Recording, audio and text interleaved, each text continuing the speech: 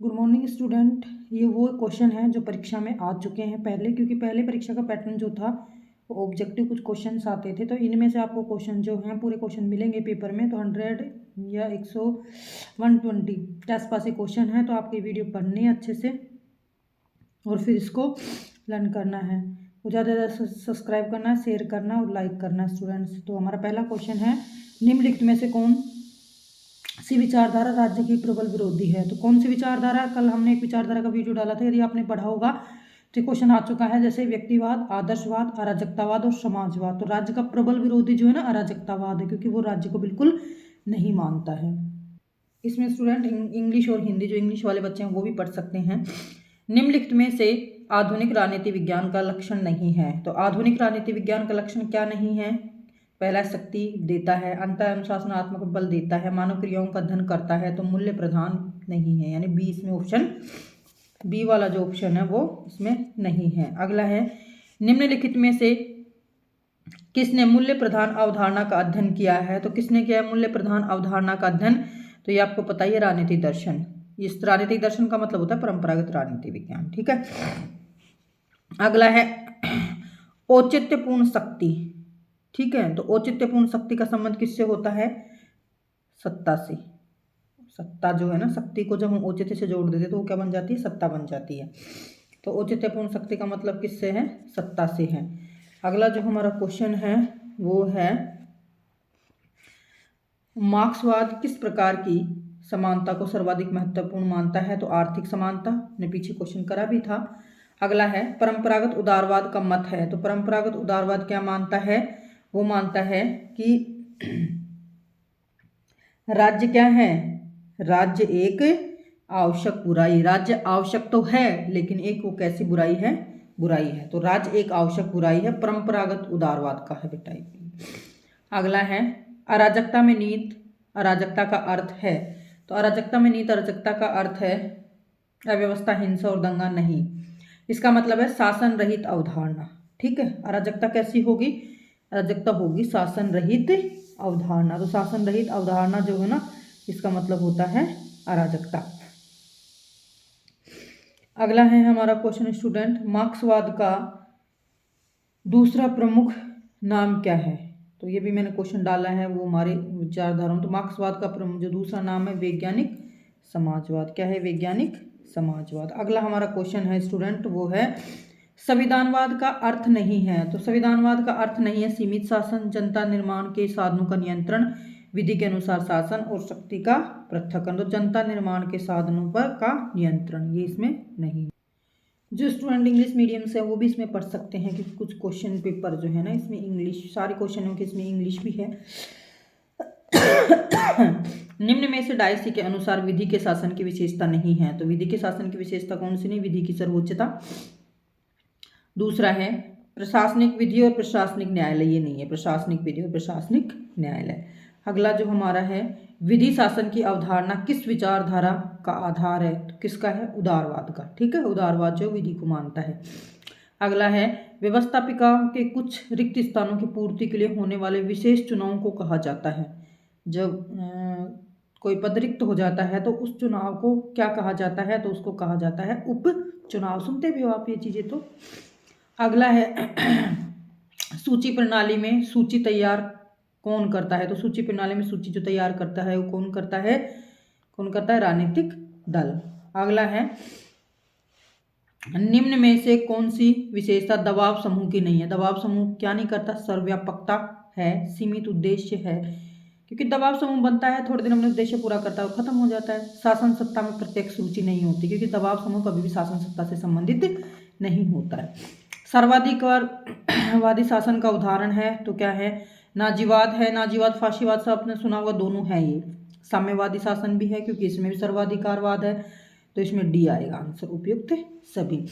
Lucian पाई ने राजनीतिक विकास के कौन सा लक्षण नहीं बताया। तो लुसियन पाई ने राजनीतिक विकास के 4 लक्षण बताए, समानता, क्षमता और विभेदीकरण, स्वतंत्रता नहीं बताया।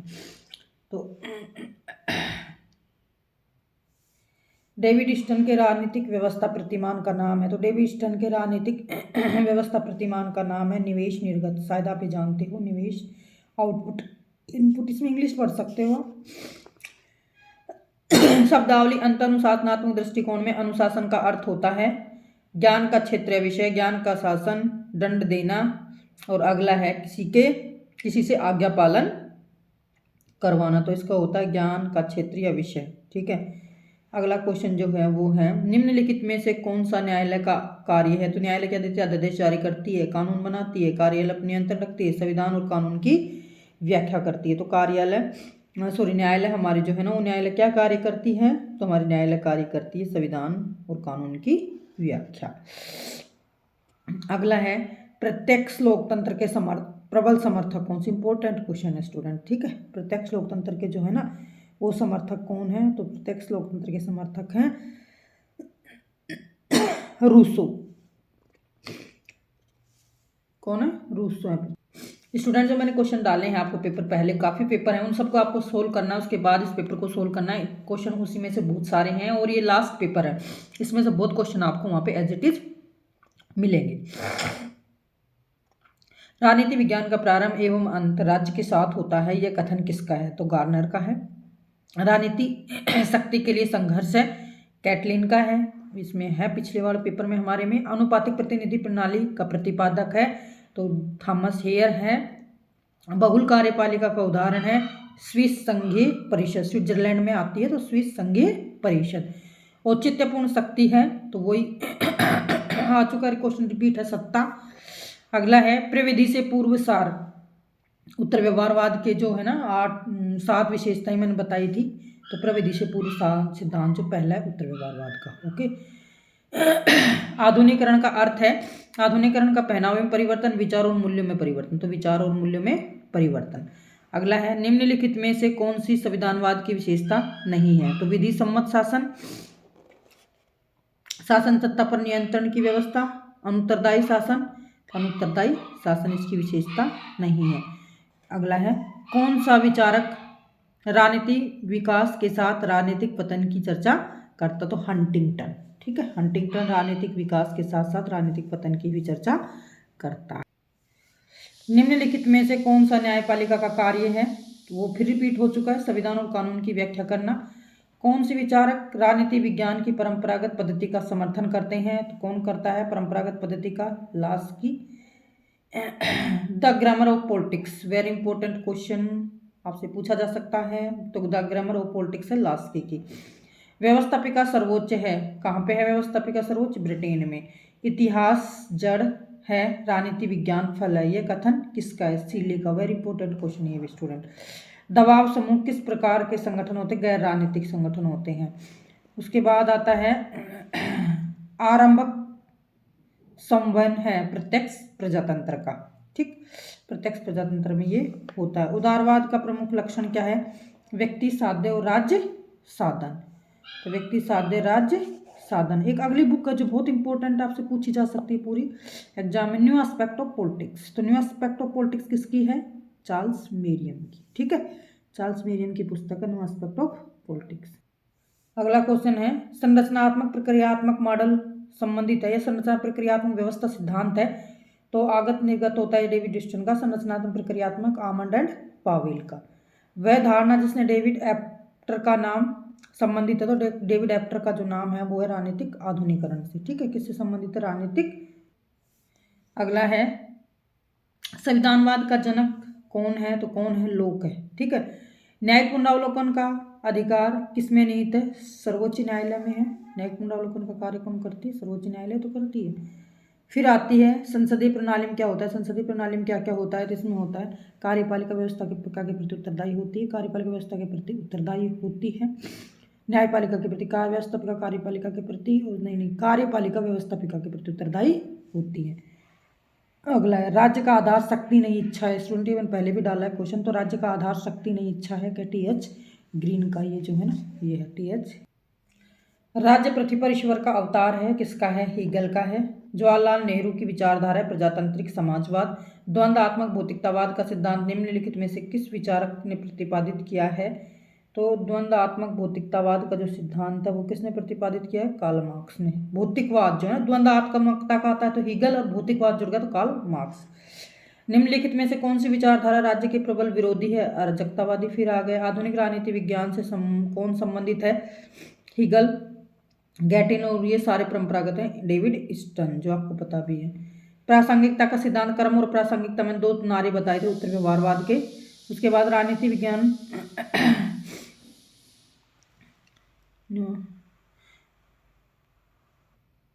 एक अगला क्वेश्चन है, राजनीति विज्ञान को सर्वोच्च विज्ञान किसने कहा है? राजनीति विज्ञान को सर्वोच्च विज्ञान कौन बोलता है? अरस्तु। ठीक है, राजनीति विज्ञान सर्वोच्च विज्ञान अरस्तु बोलता है। लोकतांत्रिक समाजवाद का भारतीय विचारक, फिर वही पंडित जवाहरलाल नेहरू आ चुके हैं। भारत में राष्ट्रपति द्वारा राज्यसभा में मनोनीत किए जाने वाले सदस्यों की संख्या है तो कितने हैं? राज्यसभा में 12 और लोकसभा में 2। उसके बाद आता है व्यवस्थापिका सर्वोच्च है, ब्रिटेन में है, और व्यवस्थापिका जो सर्वोच्च है वो अगला हमारा क्वेश्चन है, आधुनिक राजनीति विज्ञान से कौन संबंधित है? तो आधुनिक राजनीति विज्ञान से संबंध डेविड स्टन है। मार्क्स की सिद्धांत का मूल आधार क्या है? पदार्थ है।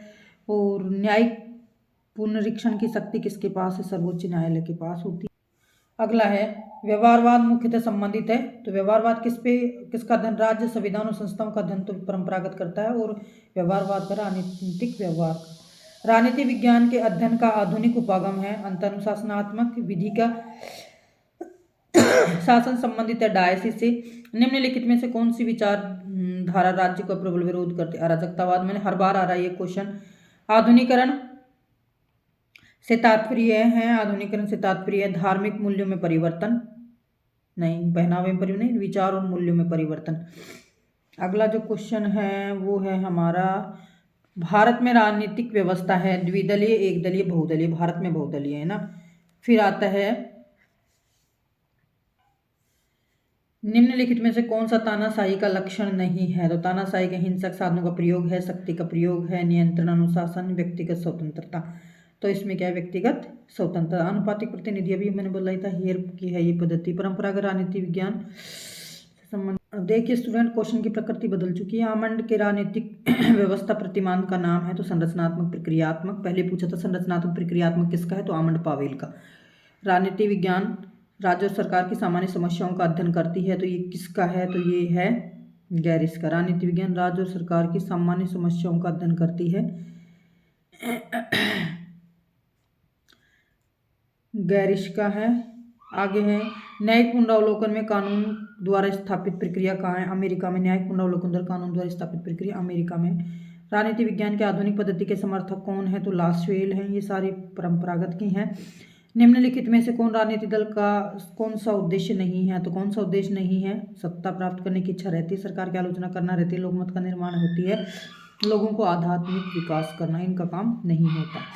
संविधानवाद की पाश्चात्य अवधारणा का कौन सा आधार नहीं है? नियमित चुनाव, समाचार पत्रों की स्वतंत्रता, लोकमत की प्रभावशालिता। तो इसमें साम्यवादी दलों का एकाधिकार, ये इसमें नहीं है स्टूडेंट। फिर परंपरागत राजनीति विज्ञान का लक्षण है तो दार्शनिकता। विधि के शासन की अवधारणा किस विचारधारा पर आधारित है? उदारवाद पर। लूसी की उदार संविधानवाद का जो है वो कौन देता है? लुशियन पाई ने राजनीतिक विकास का कौन सा लक्षण? स्टूडेंट लुशियन पाई बार बार आ रहा है, इंपॉर्टेंट क्वेश्चन है, आप ध्यान दें इस क्वेश्चन को, बार बार पढ़ना। स्वतंत्रता, ये विधि के शासन किस देश के संविधान के साथ अभिन्न रूप से जुड़ा हुआ है? ग्रेट ब्रिटेन के साथ। निम्नलिखित में किस देश में जनमत संग्रह की व्यवस्था है? अभी बताइए, स्विट्जरलैंड। प्रत्यक्ष और जनमत संग्रह स्विट्जरलैंड में है। एकल संक्रमण मत पद्धति के लिए आवश्यक है बहुसदस्यीय निर्वाचन क्षेत्र। अगला है राज्यविहीन वर्गविहीन समाज की स्थापना। बोला तो वर्गविहीन और राज्यविहीन समाज की स्थापना मार्क्सवाद करता है। अराजकतावाद के प्रवक्ता कौन है? तो क्रोपोटनिक। कौन है? क्रोपोटनिक है।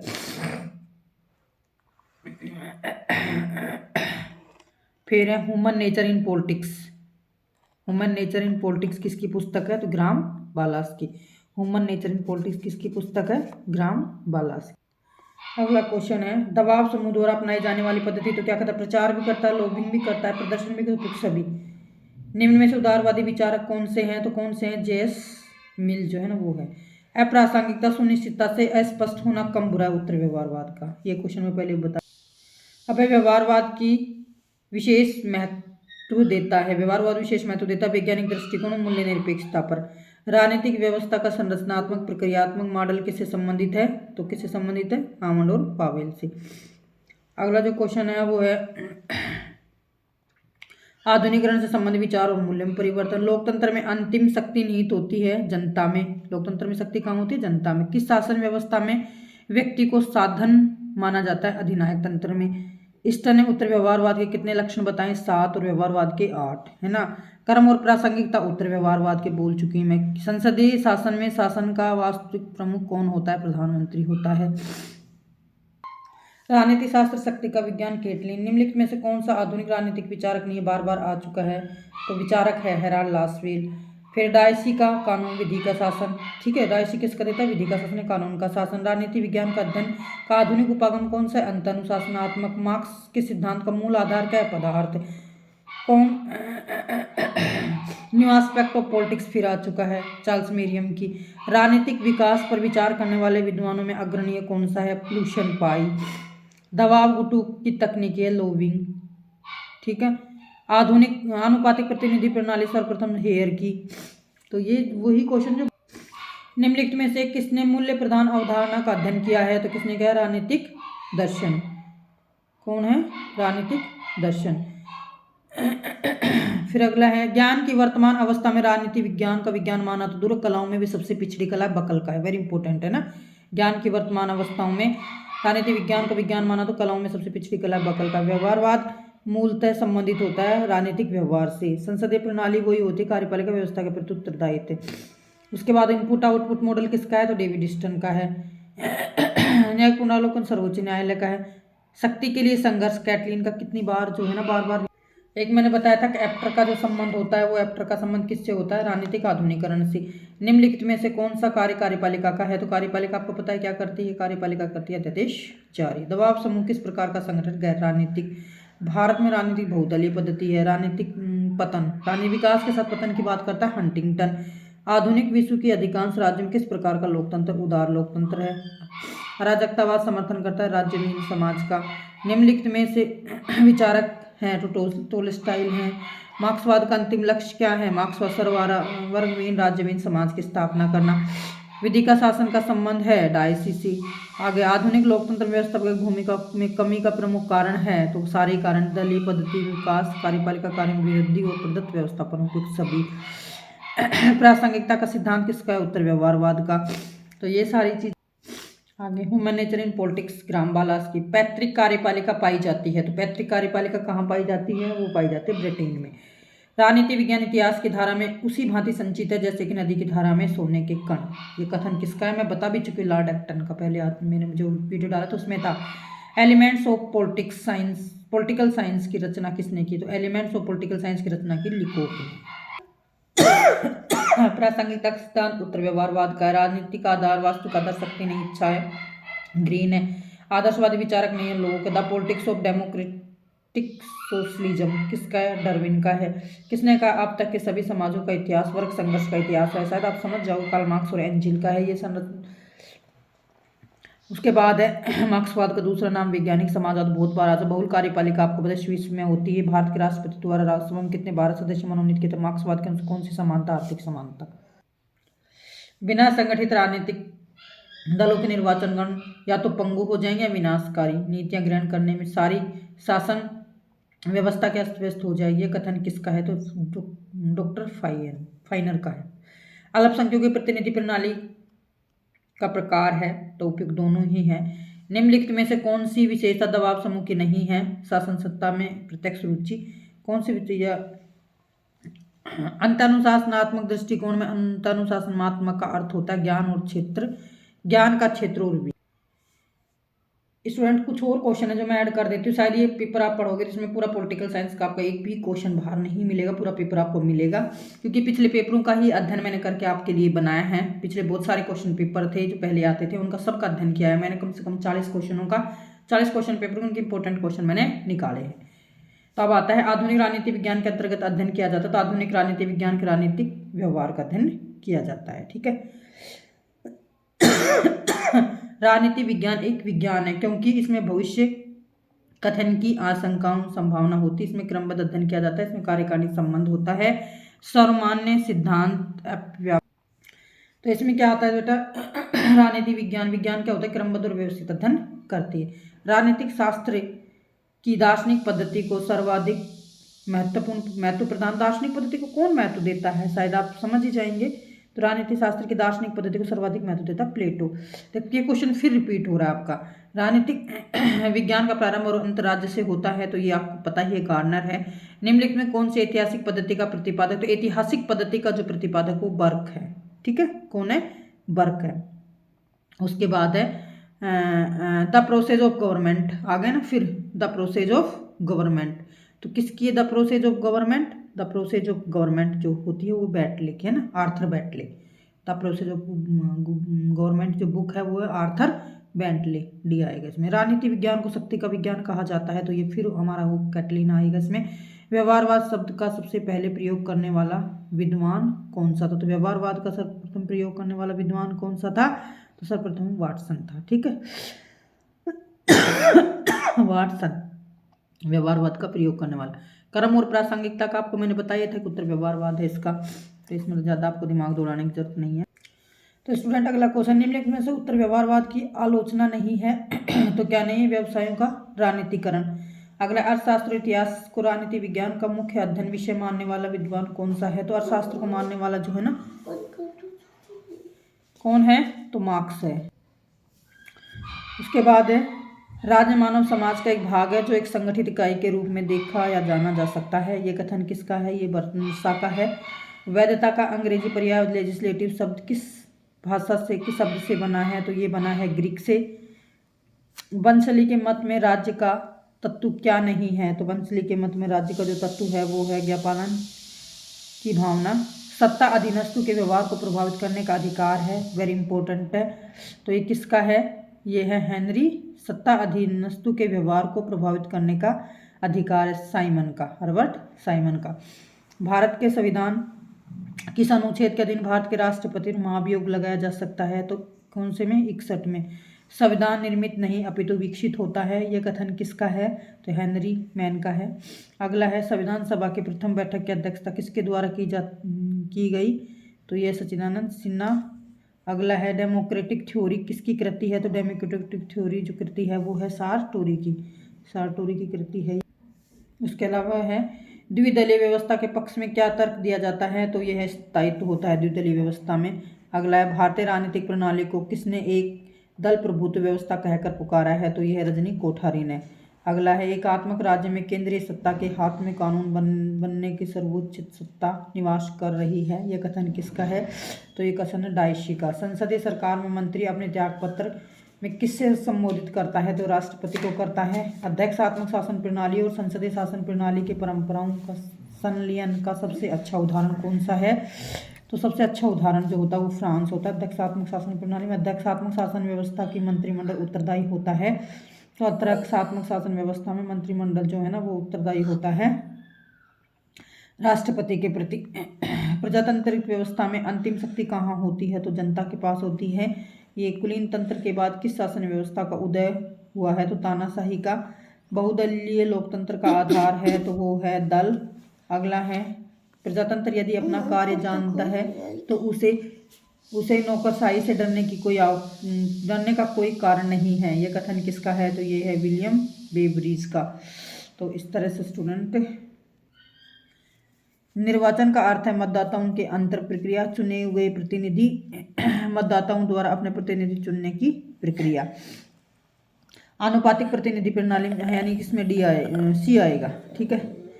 आगे अनुपातिक प्रतिनिधि प्रणाली के निर्वाचन कोटा संबंधित प्रावधानों के व्यवहार रूप सर्वप्रथम कहाँ दिया गया था, तो वो दिया डेनमार्क में। लुशियन पाई ने अभी ये क्वेश्चन में कर भी चुकी स्वतंत्रता। लोकतांत्रिक समाजवाद का कौन सा दृष्टिकोण सत्य है, तो कौन सा है मूल्यों के उत्पाद केवल श्रमिक नहीं अपितु पूरे समाज करता है। जेस मिल ने किस मतदान का आधार बनाने के पक्ष में है, तो वो है शिक्षा और संपत्ति दोनों को। अगला है आधुनिक राजनीतिक आधुनिकरण के मार्ग में बाधा है, तो वो बाधा जो होती है ना वो है आधुनिक राजनीति उपयुक्त से परंपरागत सामाजिक संरचना विकसित परंपरागत राजनीतिक संस्कृति, और ये सारे कारण है। अगला है निम्न में किस देश में मतदान अनिवार्य है, तो वो है बेल्जियम में। उसके अलावा है किस बात का प्रभाव सब पर पड़ता है जिसका निर्णय सबके द्वारा लिया जाना चाहिए, ये कथन किसका है, जेस मिल का। आमंड द्वारा दिए गए दबाव समूह वर्गीकरण में निम्न कौन सा सम्मिलित नहीं है, तो वो है समुदाय, संस्थागत, गैर संस्थागत, समुदायात्मक, इस दबाव समूह इसमें नहीं है।